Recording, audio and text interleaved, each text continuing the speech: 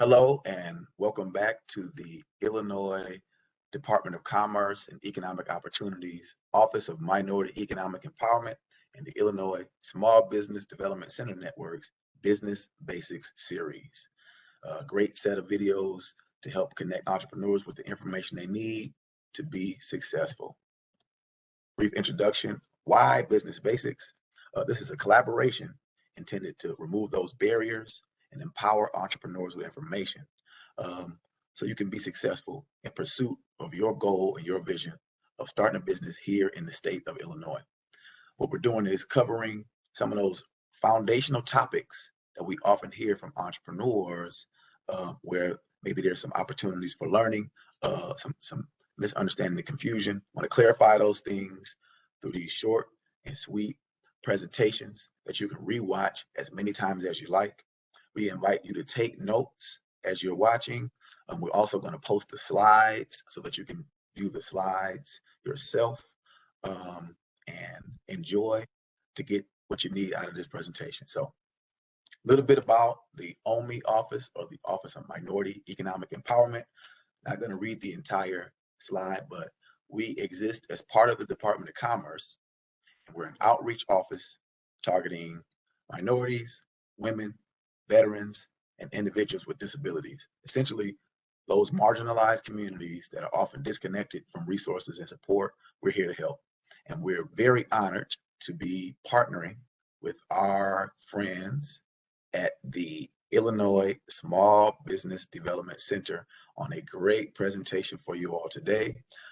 We have my dear sister, Cheryl Hudson-Jackson from the YWCA Metro Chicago Small Business Development Center. And she has an awesome presentation about formalizing your businesses, the 5 keys to formalizing your business. So what I'm going to do is allow her to get started right now. There you go. All right. Thank you, Matthew. It's really a great day to actually talk about starting a business. You know, it's amazing that the backbone of this country has always been on building small businesses, of having small businesses that have grown to be these juggernauts that we know of right now. But you have the opportunity of changing the course of how the world moves through being an entrepreneur. So today we're doing a business basic workshop. And the purpose of this is to give you the tools that you need to pursue your own business, to enhance your understanding of how these tools work so that you have the right foundation to build a very strong business. So the 5 essential key concepts that you need to know when you're starting a business is that, you know, you can't just wake up in the morning and think of a business without making sure that you have all the things in place. You know, I thought about the time that I woke up and decided that I wanted to start a lingerie business back about maybe 10 or 12 years ago. And it was all about solving a problem to plus size girls not having the appropriate undergarments to be able to look great in their clothes. And so the idea, you know, there was a problem and there was an idea, but I just was trying to figure out what are the key things I need just to get started in a business. And so on the screen, you see the 5 key things that you're going to need. So you're going to have to create a legal entity. We're going to talk a little bit about that.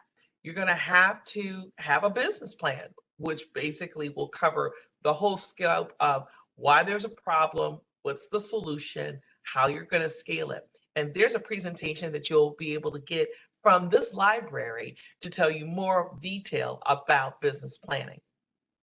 You're going to need to have a business bank account, some kind of web presence of marketing of some sort so people know that you exist, and of course the legal EIN number. So other things you need to consider, even in the essentials that are identified on the screen, is that you possibly would need a Dun & Bradstreet number. And most formalized financial institutions, they really do look very fondly on having a DUNS number.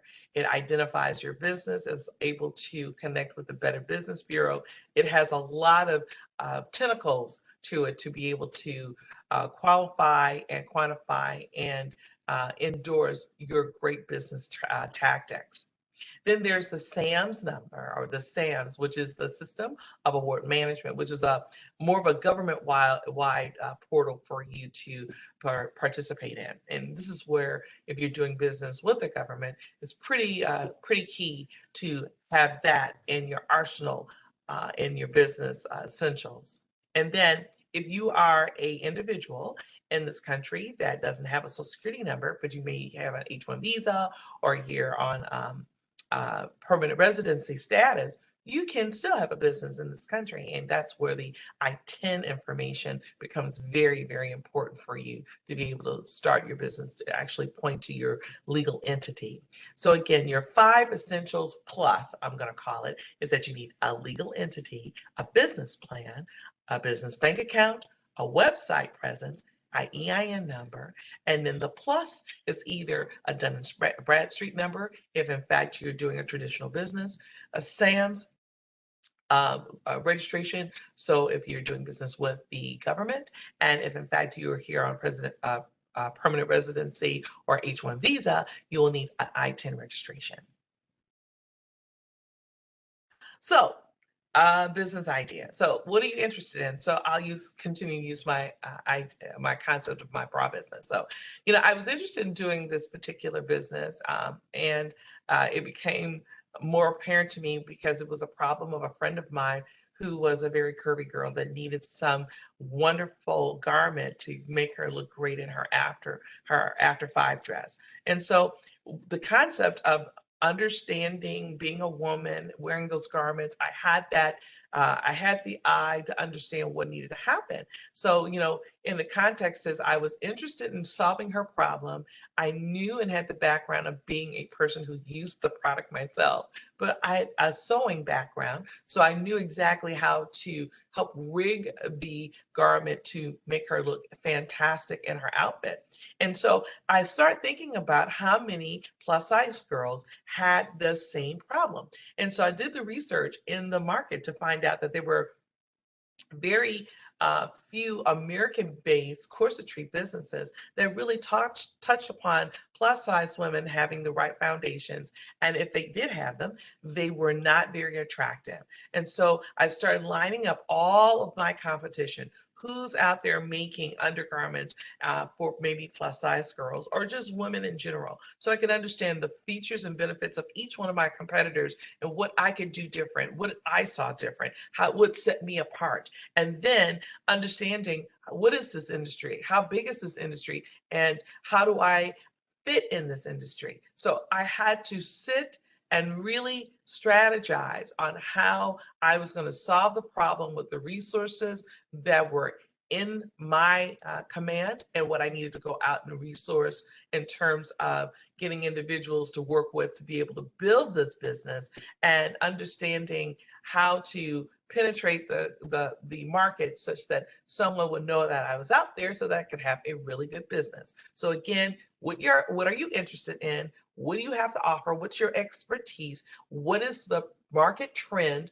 And who your competitor is going to be, and how would you position yourself in the industry? So that is a business idea. That's how you construct your business idea. So then, when you are working on the website and your marketing plan, you have to really understand where your clients are. How are people going to find you? How are they going to get the message and the passion that you have?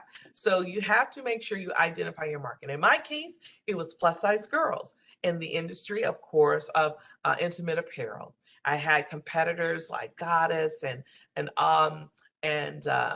Freya and some of these manufacturers you probably have never heard of, because many of them actually reside in Europe, where there are more curvier girls than there are, or at least seem to be, in the United States. So my thought was, do I want to design the bras, or do I want to go and find and manufacturers that were doing it well. So that's understanding your competitors and figuring out what your business model is going to be. Was I going to be a seamstress making bras and selling them under my own private label, or was I going to figure out through my competition, are there other bra manufacturers that have the same sensibility of what I was thinking of that I could actually go and partner with and bring their products in to sell to consumers? And was I going to do a direct sales? Was I going to do retail sales, or was I going to do wholesale? And I had made a decision for me that I wanted to do retail sales because I felt that my ability of having passion would give the clarity and the energy and really promote what it is that I wanted to see for women feeling great about themselves. And because I felt that my energy had a lot of marketing appeal, that is why I decided to go to retail sales. But a lot of people have different ways of being able to bring solutions to market. That's the reason why we talk about direct sales and wholesale. So you want to know how to get the individuals to come to you. In a traditional way, marketing intimate apparel has always been magazines and potentially a few TV ads. In my case, I used a very different method. I did a much more guerrilla method of doing a pilot and inviting friends who invited a friend who invited a friend who invited a friend. That was 10, 12 years ago.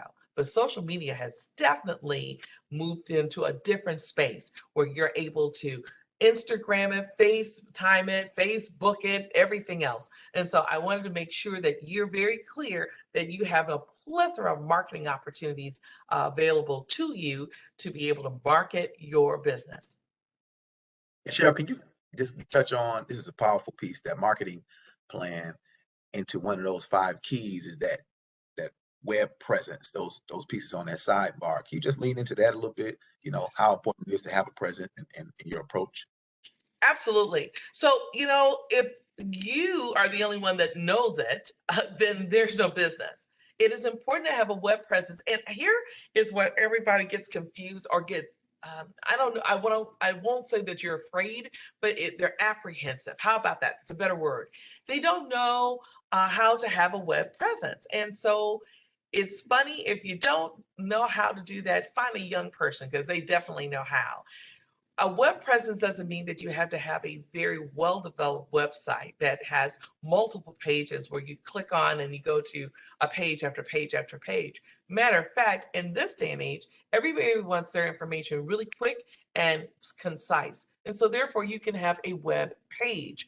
On that web page should have the name of your business, some memorable logo, some catchphrase or the mission statement that supports your business, and how to find you and what is it that you have to offer. So you can do that literally on one slide web page or web presence page, because I guess there's constant comment that's out there. There's only one sheet, or you can go into a couple other ones like Wix or Squarespace, which I use, GoDaddy or Weebly, because each one of them will have a different layout for you to be able to expand and show your creativity of your business, but it stands alone for you. So when someone hears your name and hears your business, they can go to their smartphone, click on it, and find out even more about your business.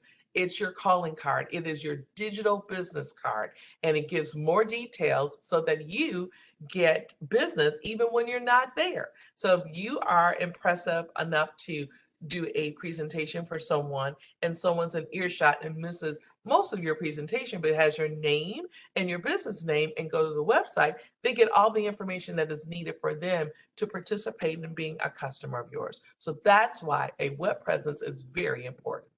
Thanks, Matt, for letting me have that time to explain it a little bit more. So you need to have an entity when you start a business. So you can be a sole proprietor, which many entrepreneurs end up being in the beginning. They find themselves with the idea and they're just trying to test market to figure out if the business has legs. So sole proprietorship is a way of being able to do it where you're able to have an EIN number and or you could actually use your social security number. I do not advise that, but I would definitely say it's very simple, very informal for you to be able to get started. Why my recommendation typically has always been to be an LLC. Why is that? Because it helps you separate church from state. So what I mean by that is that as you're starting your business, it'll have its own expenses. It's going to have its own identity, and a legal liability company entity will allow you to operate your business separate of your own finances and your own resources. So if something goes awry and there's claims against your business, they don't have access to all that you have. When you're a sole proprietor, everything is commingled. So if you have a issue where you have some type of liability brought against you, then they get a chance to not only sue your company, but they get to sue you as a person. So all your assets are on the line when you are a sole proprietor. So LLC, I would definitely recommend. The others that you can look into are a C Corp, which gives you a different kind of structure where you have an opportunity to have stakeholders and owners. You know, this is very commonplace if you're looking at companies like Walmart and Apple. I mean, they are definitely corporations that have leveraged themselves. They have multiple people who are stockholders, and there are multiple people that own the business. If you're an S corp or a partnership, it can be a comparable to a corporation, but typically you can do an LLC that's an S corp that basically allows everyone to have a partnership and stakeholders that you report your taxes very differently, and the same thing with a partnership. So I would definitely make sure that I do an investigation on what type of structure I should launch with. And I would probably recommend, if you are a small business with 2 or less partners, to look at an LLC as your starting point. But if in fact you're not able to do that, be very mindful as a sole proprietor that you want to make sure that your business is buttoned up. So you will see that if you are going to be a sole proprietor or a partnership, you can get your assumed name done through the county clerk's office, or Cook County for you, or Lake County for those who live in Lake or Kane or DePage. And then to file for a LLC, an S corp or a C corp, that would be with the Secretary of State. And as you can see on the slide, we have the actual website for you to visit to be able to get more detail on each one of these 5 registrations, so that you can understand exactly what you're getting into. But again, my recommendation is that you should be looking at an LLC for protection purposes. And Cheryl, I just understand, I've heard it said before that sole proprietor or partnership going to that county to register your assumed name. I've also heard it called a DBA. Mm-hmm. Doing business as, get your DBA locked in. So for some maybe have not heard assumed name, you're a sole proprietor, you don't need to go directly with the Secretary of State, but you always need to lock in your assumed name or DBA at the local government level. Now, there are some even municipalities or cities that require for you to register your business as well. So you want to make sure you get those things locked in for your community specifically.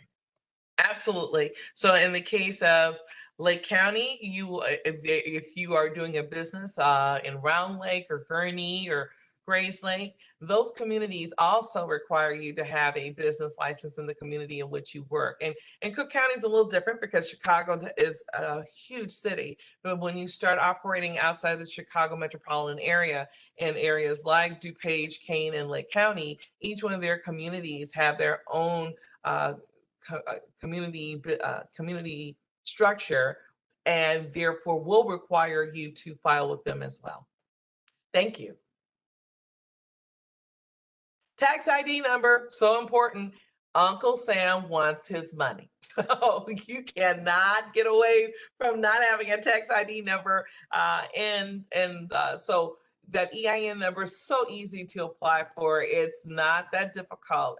You can definitely, and you will have to, especially if as an LLC, There's quarterly filing, so you got to stay on top of this. So you've got federal, state taxes that will be applied to your business. So your EIN number, all that information is on the slide on how to apply. So let me give you an idea.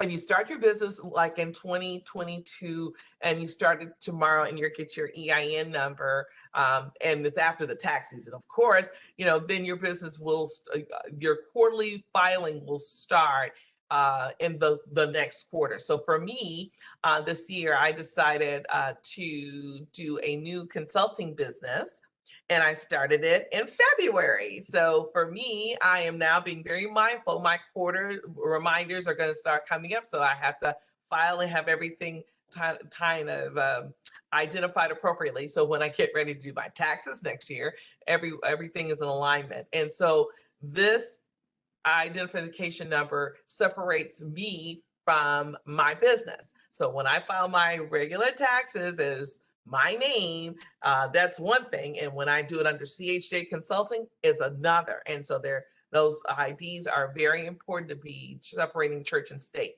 Now, the caveat, if you're a sole proprietor, you can actually use your Social Security number for both. But I, again, don't recommend it because you want to make sure you separate church and state. It's just easier that way.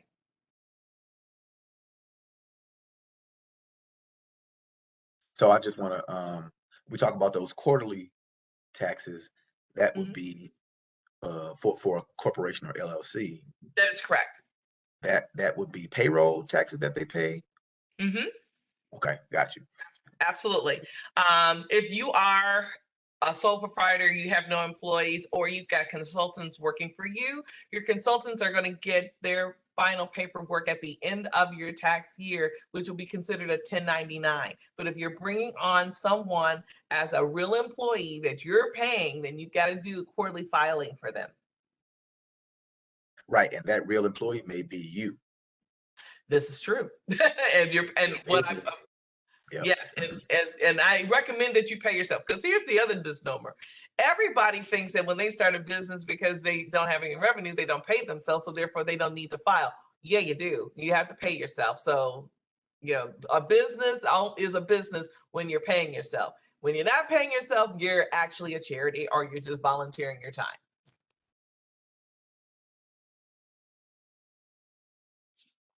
So you can apply for a business license in the city of Chicago. You've got the business fair and consumer protection, zoning inspections and permits that need to be accounted for. And, it's interesting. If you are, and that's more important when you're dealing with brick and mortar. Typically, more of the smaller businesses end up being bootstrapped, and they're operating out of their basement or their garage. But by the way, your basement and garage is considered a business place. So even when you're filing your taxes, there is a permitted space in your home that can be identified as your business office. So all those things are important. I know that for my consulting business here in Lake County, they asked me, where is my business? Well, my business is in my house, in a small office here.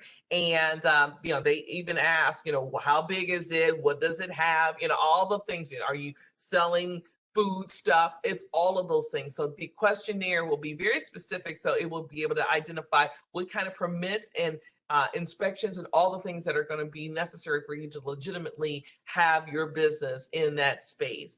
In the state of Illinois, and again, you've got licensing and compliance requirements. Again, in the little town I live in Lake County, required it, and the state required me identifying exactly where am I doing my business and what kind of business am I doing.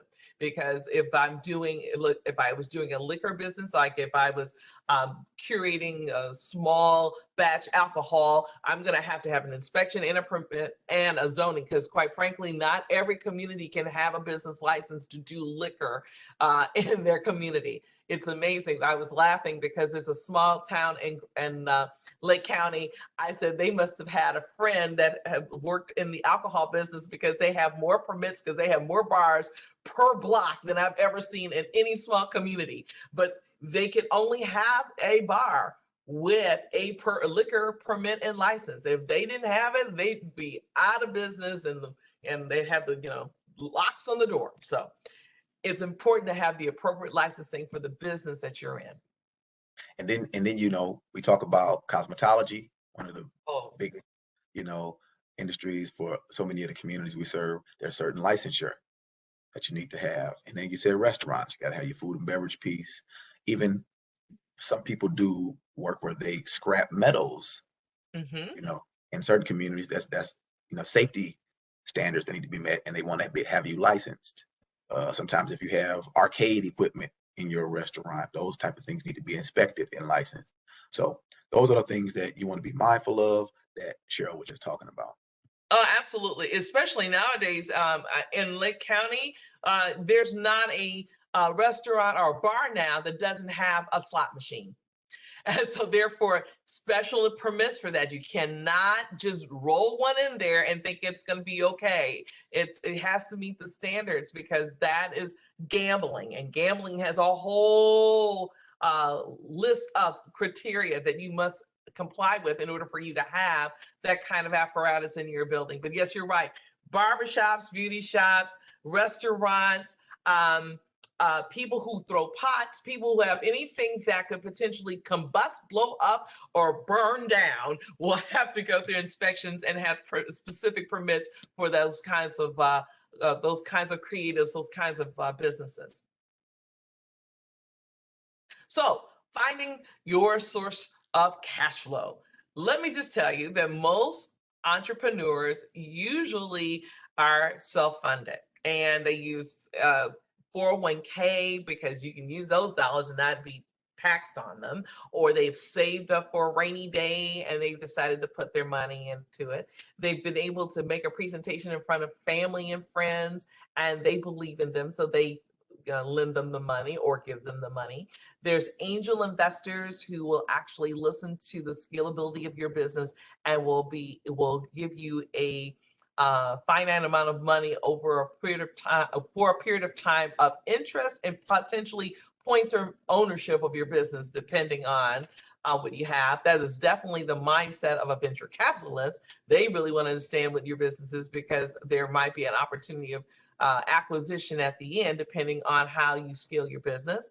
Banks want to hear that you have a viable business, that you have sweat equity, that you put money in and it's got some traction before they're willing to put a check in your hand. And then there's microloans, which I think are probably the next thing you would do after a family friend experience. So self-funding, family friends, and microloans. And microloans typically don't exceed $50,000, or anywhere from $1,000 to $50,000. And they really are the kind of seed money that can make the difference of getting your business from being an idea to actually getting on its feet and creating the momentum needed. But you really have to make sure that in order for you to get these sources, you've got to show that you've got a feasible idea, and that you put some skin in the game for the startup of it, that you could understand exactly where it's going in your competition. So your business plan component that you're going to listen to in your next presentation is going to be very, very clear and very concise, that people understand what you're saying and they can believe in what you're talking about. The concept of early growth and later. So when you're thinking about the business, it's kind of pre-venture, so it's pre-venture early. Growth shows the scalability. That's when you're in it about 2, 3, 4 years. Later stage businesses, depending on how successful it is in the onset of that middle tier, literally becomes a business that can either be franchised or acquired or merged with. And so the concept of being an entrepreneur is not to be one forever of the same business, but is to grow it to be able to amass more businesses and or create a legacy experience for generations to come. And that's either through franchising or merging or acquiring, through all the information and the momentum that you've learned from the first day you decided to be a business person. And real quick, where can people go to look at microloans? So there are microloans are usually done with organizations that are specific to, for instance, SBA an organization that will sit down and listen and understand where you're coming from, and we're able to scale exactly what it is that your finances, your P&L says against your ability to grow. And so if you're looking for a microloan, an SBA lender is a great place to start. And then there are also other organizations that are out there that are specific to industries that can also provide you microloans. But I would start with your SBA loan entities. So those are, any bank or lender that carries SBA products may also have a micro loan opportunity. So Absolutely. look at your bank, look at your local community bank, or those, like Cheryl was saying, community development corporations, community development financial institutions. But first, start with your bank, see if they got SBA products. And I'm going to tell you another organization that often has been surprising me, but some of the credit unions have really understood that communities need to grow and investing in their communities and are willing to sometimes be far more competitive in terms of the interest rates to be able to give you the kind of microloan that you're looking for because they're invested in the real community that you're serving. Not to say that your banks are not, but because credit unions are built as a collaborative of members of the community, they have a little bit more compassion towards and a little bit more understanding about how to build a business and bring it to light in a community. Ah, so I wanted to, and that one little bell was my reminder that I don't want to be too long in the tooth because it's only supposed to be a 30-minute presentation. So let me talk to you a little bit about the business bank account. So as you can see here, when you are getting ready to open up your business, you need to go in and get yourself a separate bank account so you can watch your finances. It's so much easier to have it separated from your own personal one. And many of the banks that you see on the slide actually offers you an incentive to come and check out their bank and be able to have your business account with them. They often give you $200, $300 to up to $500 to start your business bank account with them. And depending on how your revenues are coming in, they waive fees for you. They're able to give you special rates on your deposits. They're able to offer you transactional information on how your money is flowing in.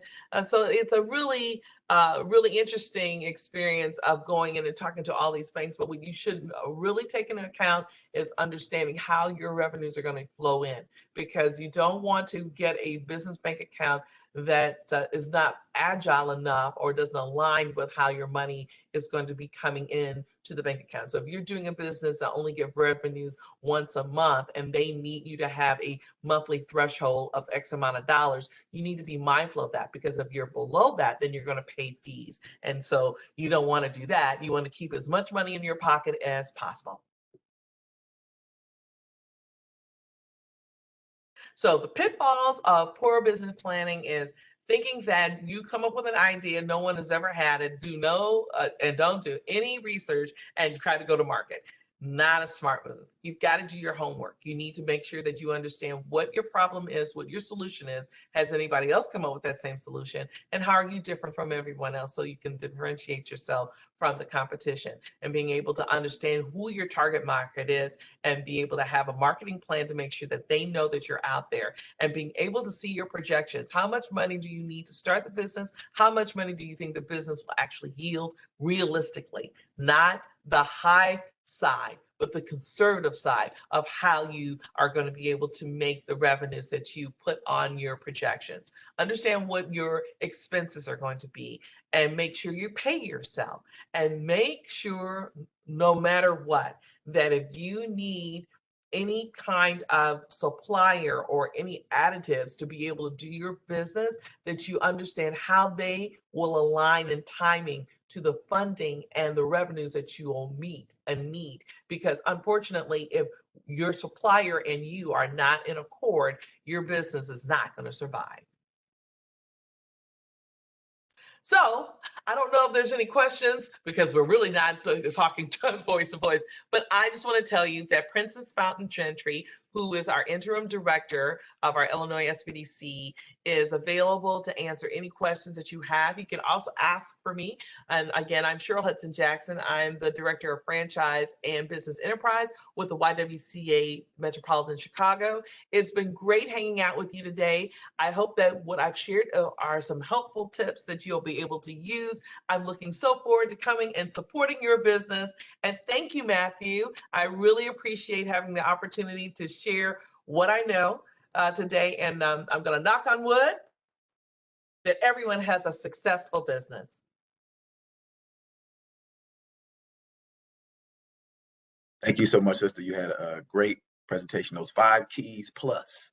The 5 keys plus. We got into a little bit of info on that business plan, some of those key ideas that you need to have in mind as you're formalizing your business. So I thought this was a great way for people to get introduced to what you need to be successful in business. So now what I need to do is show the bar. I think it's giving me some trouble now. Uh-oh. Yeah. Oh. There we go.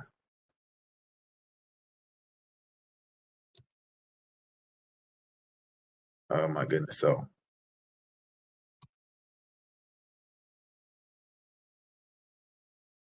all right. So listen, I just want to show you our team before we got closed out here. All right.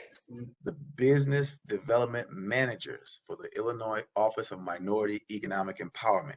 You see myself, I'm Matt Simpson, the African American Business Development Manager. Deanna Alfaro, who's the Latinx Business Development Manager, and then Michelle Laura White, who's the Women's Business Development Manager. This is the team of outreach staff that covers the whole state. We make ourselves available as often as we can to respond to the challenges you have, to be a resource and get you connected. So this is one half of the business basics collaboration. This is the OMEE side. On the other side is we have the wonderful folks at the Small Business Development Center, represented right now by Sister Cheryl Hudson-Jackson. We thank you so much for this 5 keys presentation as part of the Business Basics series. And we hope that you got a lot out of this just as much as we have. So with that, we are going to say goodbye. Have a great day. Bye.